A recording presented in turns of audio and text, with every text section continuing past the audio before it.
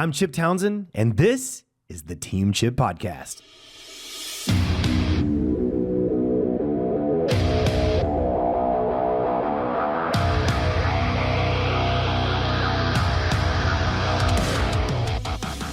In this episode of the show, ever work with my spouse? And my first question is, then why'd you marry him? Those are their first two questions because they really don't know what else to ask. Yes. One of the things I would try to do when I was program directing is trying to build a rapport quickly with somebody.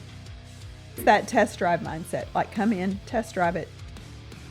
Every single day, I get to see lives changed. Every day.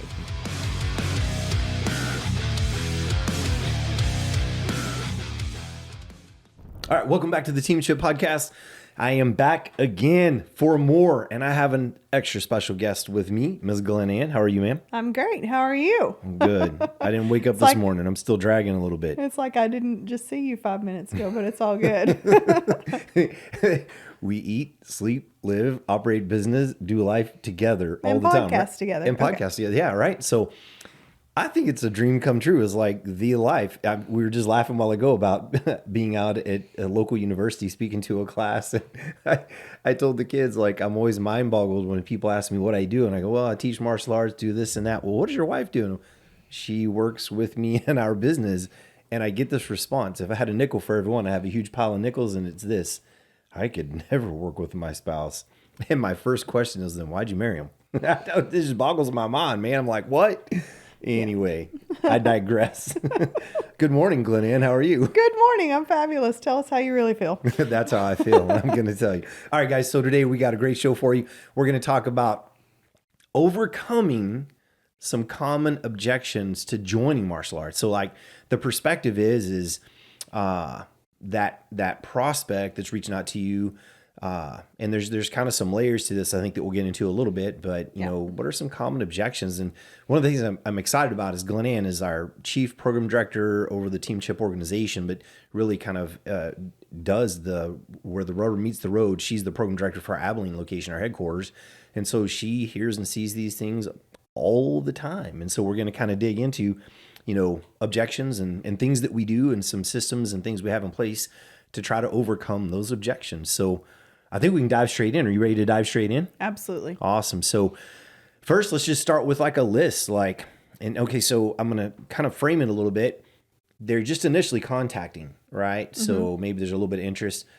You know, what kind of objections do you hear to, you know, people coming in maybe for the first time? Just some common things. Yeah, so I won't necessarily consider them, like, they don't call with a list of the things that, okay, this is why I don't want. They call asking about classes, right? Right. But their first question is, okay, I want to know, how much classes are and what's your schedule. Right. Those are the big, and I won't necessarily say that those are objections, but Right. those are their first two questions.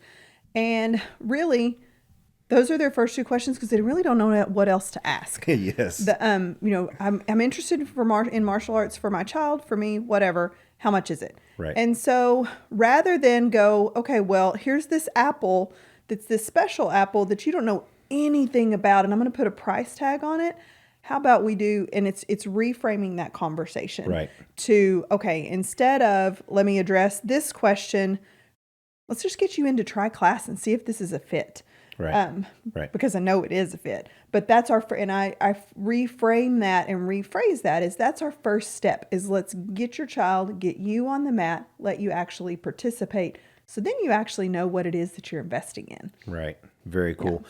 I like that kind of reframing the question. I know back in the days when I was answering the phone all the time, hey, you know, I'm calling about classes. How much is it? I would always just ask a question back. How did you hear about us? Right. What interested you in what we're doing here? Or what do you think you're interested in? Right. And what is it you think we could do to help serve you, right? Yes. And kind of reframe that, get them going in a different direction. Well, very cool. So are there any other objections, you know, how much is it? And what was the other one you said? Time. Like when are the classes? There you go. And you know, that is absolutely. And so what I typically do is, this is the availability I have for your first class.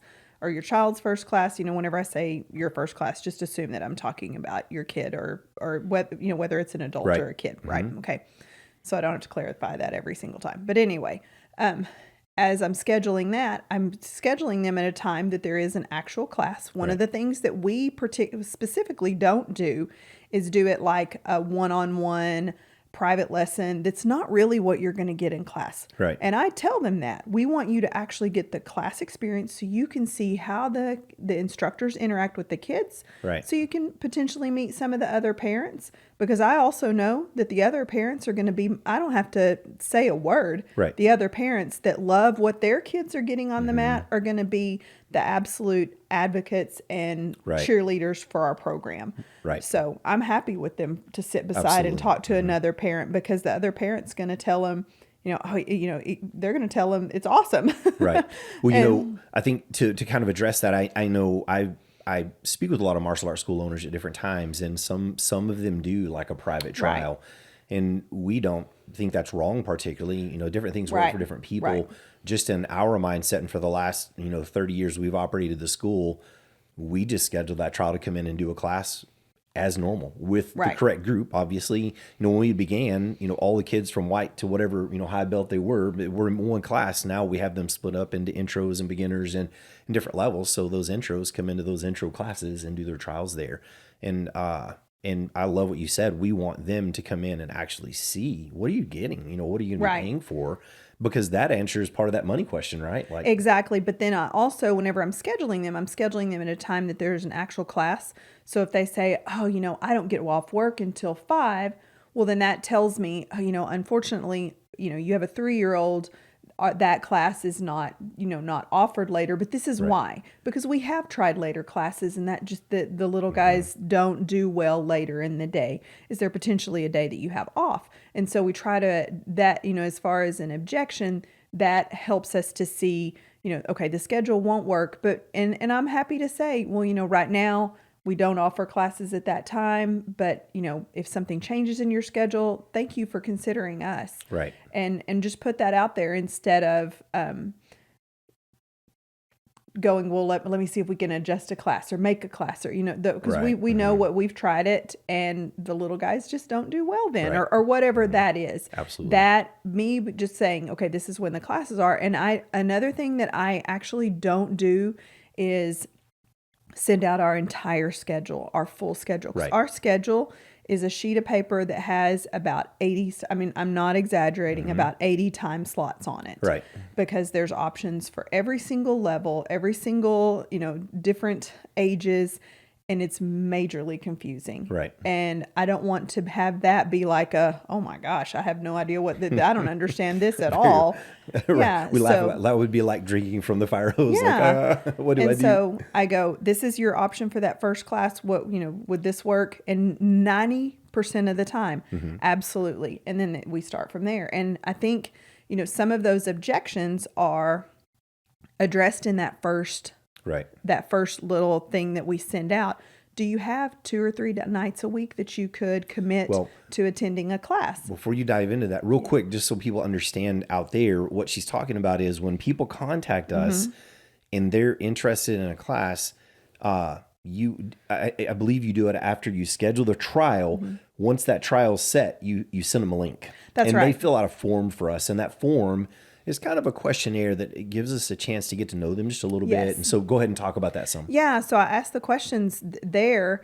I really have found that people don't have time to get on the phone and do this big, long assessment with you. I know myself personally, if I'm interested in something, I'm interested in it. I'm interested in it now, and I don't really have time to go through do you have time for a 15-minute survey and let me, I don't have time for that. Right. I don't. But I can fill out a form that'll tell you more about me whenever I'm, later in the day, middle, later in the day, whenever Mm-hmm. I'm waiting on, to pick my kids up for something, I can do that then. And so that's what I try to do. I try to think, okay, how is this going to be convenient for the mom or the dad or whoever's filling out the form? And so then I ask those questions. What are your goals? What are you for your child? What are you interested in? And then I ask that question, do you have 2 to 3? Because I'm putting in your mind, this is something I'm going to need to, commit to at That's least right. 2 to 3 classes a week. This is do I actually have that in do I actually have that in our schedule? Do I have bandwidth, time to do that? Yeah, that's the word. Do I have time to do that? And if I don't, well, then maybe right now is not the right time. Right. I don't ever want, it's The right not season. Yeah, and putting that out there. So that's really how we kind of address it on the front end versus we've waiting kind to of jumped hear. ahead in the plan here Yeah. because it was like, let's talk about some objections and kind of what that looks like. And then let's talk about some systems and things you can do to kind of pre-frame and maybe Right. avoid those things up front, right? And so that's part of what that link and that form is about. Right. And we feel it's very convenient. Like you said, you send them the form, they can fill that out at their convenience. Right. They've scheduled a trial. They already know it's going to be 6 o'clock on whatever day. They're set for that. And then, hey, by the way, before you come, can you fill this form out? The other cool thing about that form is this is going to sound, I'm going to try to turn this around in a minute so it doesn't sound so businessy and clinical, but we kind of learn what their why is in connecting with martial arts. Like, what is your interest? What are you looking to gain from this? And we try to keep it simple so it's a quick form to fill out, but also to gain some information back so we can lead them well when they come in, right? Right, absolutely. I don't, I want to kind of, it's back to that initial conversation. They ask the question because they don't, the question typically is price and time. Right. And it's because they don't know any other question to ask. Absolutely. And so you feel like you need to ask a question instead of like, I rarely have the person that this is probably what 90% of the calls would actually be if they were, if they just said I don't want to say that they're not saying the truth, but I think you understand what I'm saying. Right. They'd be like, my kid wants to do martial arts. I don't know anything about it. How do I do this? That would be the more accurate way to enter the conversation. Like, we're interested in this. I think, what do we do? Yeah. And that's because that's really what it is. Absolutely. Or my friend said that this has been really good for their kid. We're interested. And here we go. So, and yeah. I'm going to kind of jump on what you just said. That's powerful. Not to get into like role-playing phone calls and stuff, but I just remember that one of the things I would try to do when I was program directing is trying to build a rapport quickly with somebody. So when I got that question, like, what time and how much, how did you hear about us? Right. Not to be rude, but just, how did you hear about us? Well, our neighbor son comes to your class. Awesome. What's their name? Well, their name is Mr. Jones, right? And little Johnny Jones. And oh my gosh, Johnny Jones was in class a few minutes ago. That's amazing. Well, anyway, the point is trying to kind of warm the connection a little bit and let them know that we're human, they're human, to get the barrier down, but also to kind of get them off of price and time and let them know, we'll get them to the trial. We come in and try the class, right? Like you were talking about earlier. So I think it's just really important that we create some sort of connection and kind of warm that connection with them. I also wanted to jump back to something else you said a while ago. You said, I don't give them the whole schedule up front. If you guys out there listening, I don't know, I don't remember, man, I wish I could remember this stuff better. My mind's not the steel trap it should be, but there are studies out there on like selling jelly on street corners in New York, right? Right. And they I don't remember who did it when it was, but they basically set up a display of jellies, right? And the theory is the more flavors you have and the more you have displayed, the more you will sell. Right. But the reality is the less options, the better. And it's proved over and over. And the point of that is if you sent the whole schedule and it was very overwhelming, sometimes we don't make a decision. I'm that way. I go to a snow cone stand and I see 500 flavors and I'm just like, I'm out. Either you can pick one for me or I'm cool not to even get one because they all look good right now, right? And think about blog posts or articles. If I see like a little bitty line in that side that tells me that I'm going to have to scan to get to the bottom of it, I don't even try. Like it's like I don't have time to read or if it says, 25-minute read, I don't have 25 minutes right now. I'll get back to that and I never do.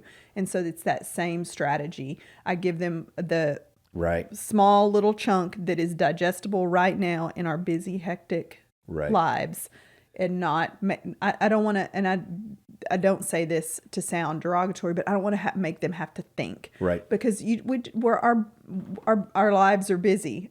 There's lots of more, you're doing 10 different Everybody's things lives, at right. once. Yeah. And that exactly.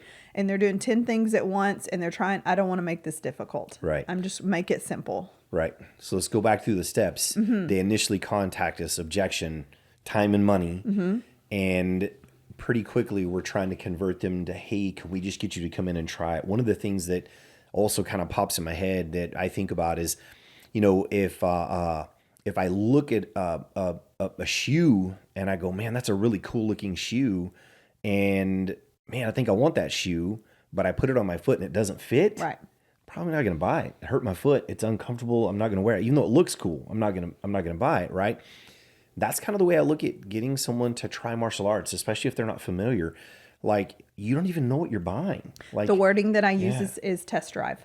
right. Because love it. I can't think of how many cars that I've thought, I love that. And I actually get in and drive it and I can't see. Right.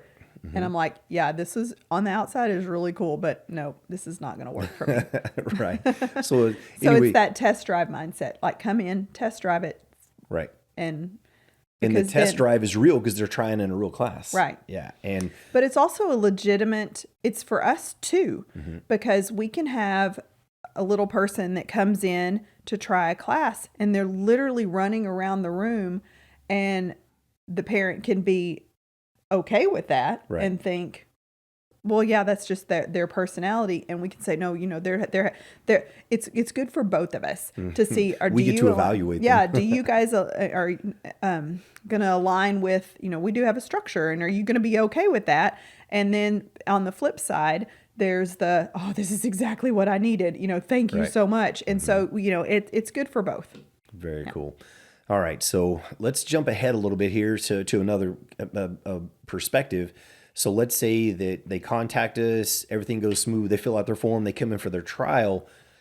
Do you see different objections maybe after a trial sometimes? Like they've gone in, they've tried class, something didn't fit for them, or do you have any objections that pop in your head when people try class and they're kind of like, yeah, I'm not sure, maybe not. What do you see there? So one of the things that I do see is I need to go talk to my husband, my wife, need to talk Right. to my spouse.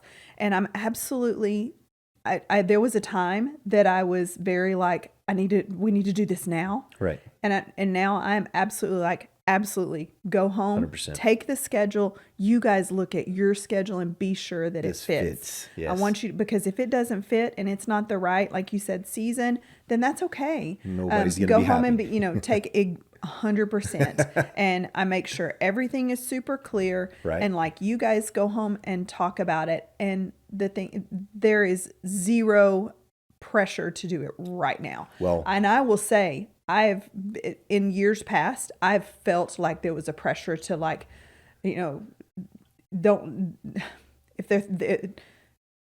sat in seminars. Right. That it's like, don't let them walk out the door. And honestly, now I'm actually totally fine with you walking out the door, because I want you and your husband, if you're a mom, I want you and your husband to be absolutely sure that this is what we want to do for our kids.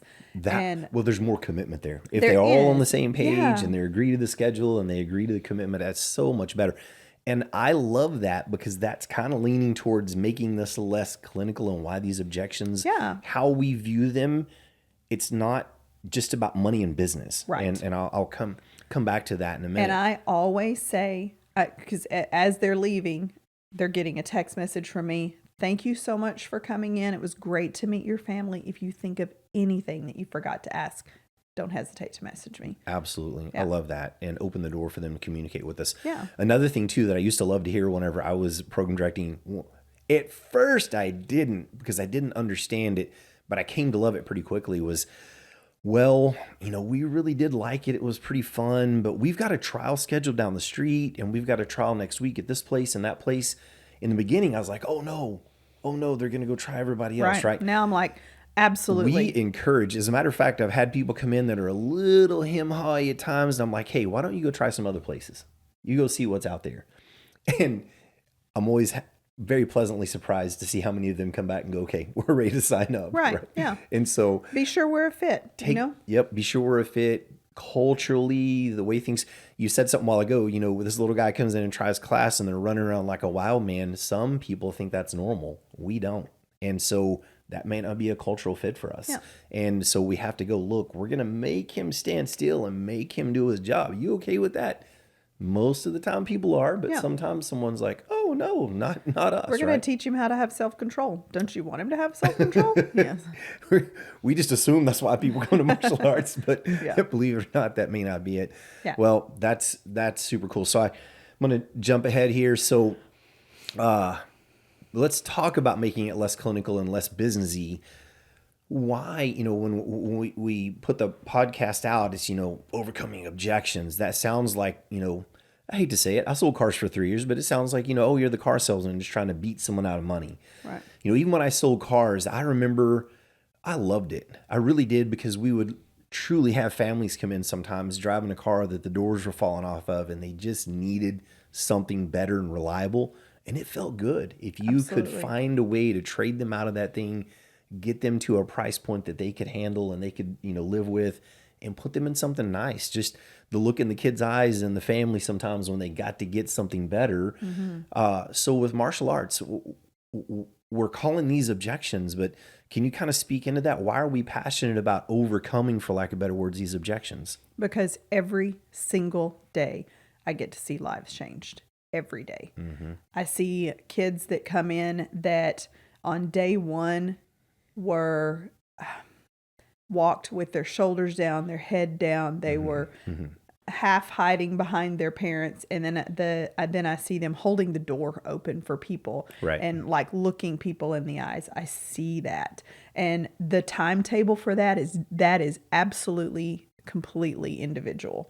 Some kids it is within a couple of weeks, and some kids it's within a couple of years. But the ones that stay with it, I absolutely see their lives changed. And that's not kids, it's adults too. I see adults that walk in with a whole different, they carry themselves completely differently. And I see families interacting differently, and it's just really cool. It is very powerful. So again, when you're listening to this in the beginning, it may sound, again, I don't know, the word that comes to my head is kind of clinical and cold, like, overcome those objections. That's not really the point. We're passionate about how can we structure our systems and our conversations and the things that we do to lower the barrier of entry for families as low as possible if they truly want it and want to be there and can commit to it. But it's because we've watched for so many years how much this is done for so many people, right? Absolutely. That's what it's about. It's not about overcoming an objection particularly. Right. It's about, whenever I was talking to that group yesterday, I looked around the room and I said, the honest truth is I'm looking at each and every one of you thinking you need what we have, right? I know that sounds kind of, egotistical, but it's just such a powerful tool and platform that we have in the martial arts world to touch lives from so many different perspectives and bring that kid that's an absolute introvert in a shell out, or to bring that kid that's an absolute wild man or wild woman and kind of bring them into the middle ground and help them get their self-control and get themselves in place. And it's just amazing. It sounds magical, but it just works so well, And so overcoming objections is almost maybe a misnomer for the podcast. It's like, we're just passionate about getting those people on the mat and giving them that chance to change their lives. Right. Absolutely. Cool. And I think that, a key is, it does start with just our messaging in general, like on social media and that sort of thing. And I think initially, this is years ago, we were about, let's tell, people will be excited because of what we've done. They'll want to come to us because of what we've accomplished. And, we've talked about, we've won some awards and had some success in that area. But when it gets right down to it, it's kind of that people don't care how much you know until they know how much you care. Yes. It's that same concept, and it's also the WIFM, the what's in it for me. What is the how does that okay, that's really cool, but who cares, honestly? And that whenever we really understood that people want to know what this can do for them. How is this going to impact my life, my child's life? And so and I, it wasn't like this one time, okay, switch, change gears, but it was a progress over time to go, you know what, it doesn't matter that we've won this or won that. Those things are cool, and it's fun to educate people. And yes, we've done some, we've done some neat things. America's Got Talent and that sort of thing. But how does that actually impact our students? Right. And when you connect those dots, then it changes. And, specifically for we've put ourselves out there to prove that what we do is real. Right. Absolutely. And that's the what's in it for me. But we also don't harp on that. We go, you know what, you may have a 4-year-old and you're going, but we're not thinking that right now. Right. We're thinking I just need help with helping. They need some respect and some discipline. Right. Or they are getting bullied, or, there's so many different reasons people come in and start. Right. It's kind of funny because I was sitting there thinking as you were talking to some of the early days, some of the pictures we would put out in ads and things of one kid kicking another kid really hard or something yes. Yeah, that's a great picture of this, making some good hard contact. And not every mom seeing that is going, I don't want that for my baby. I don't want my kid getting hit like that. Right. Because they don't picture their child as the one that was doing the kick. They picture their child as the one that received. That's right. And so anyway, so the point of that is, I think, what can you do to potentially overcome objections before they become objections, and that's that proactive up front. How are you handling your conversations? What are you putting out there on social media as far as pictures that look inviting? It sounds kind of silly, but you see a group of kids doing, great work and technique, but they look happy doing it. That's just a better picture to put out than a kid that looks like they're being ran through a gauntlet and they're dying. Recently we had a black belt testing, and one of the coolest analogies that was given, and I think that you were the one that did it.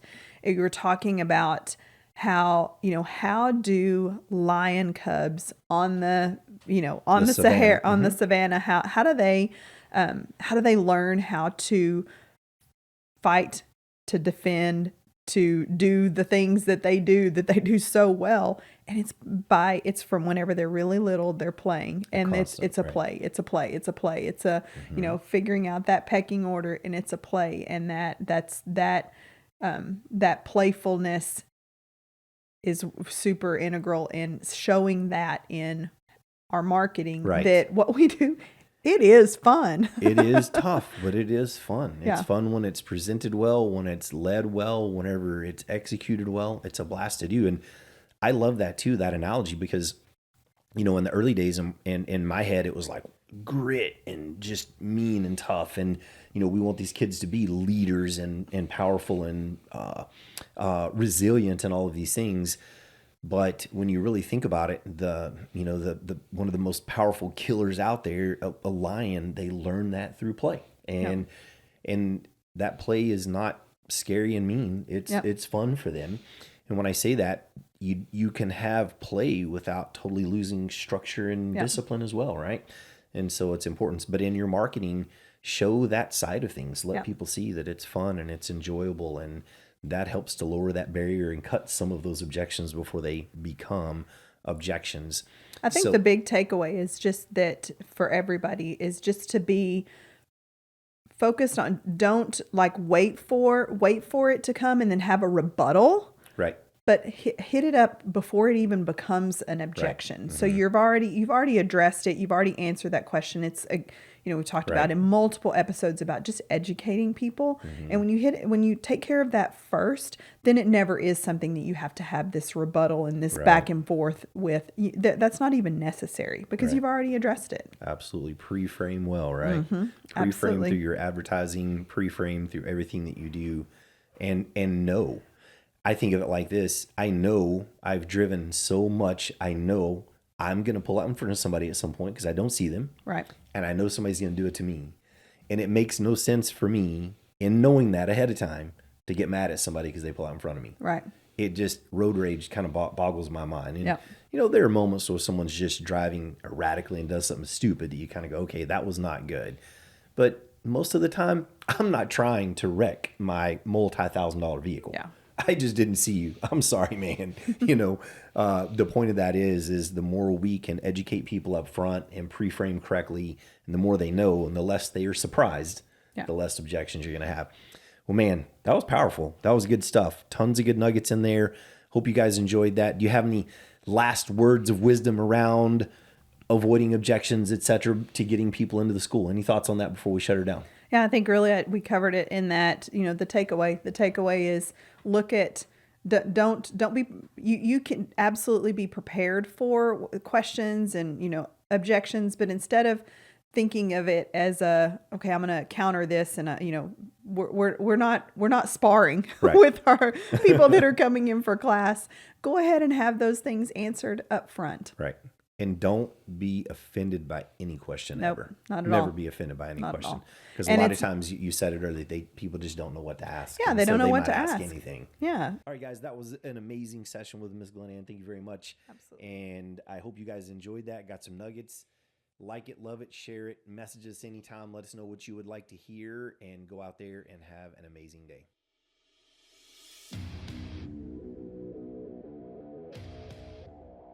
Thank you for tuning into the Team Chip Podcast. If you enjoyed today's episode, don't forget, subscribe, share, and or leave a review, because we need you. We appreciate you so much, and without you, we can't make this happen. Remember, consistency is the key to success, so go out there and never be outworked.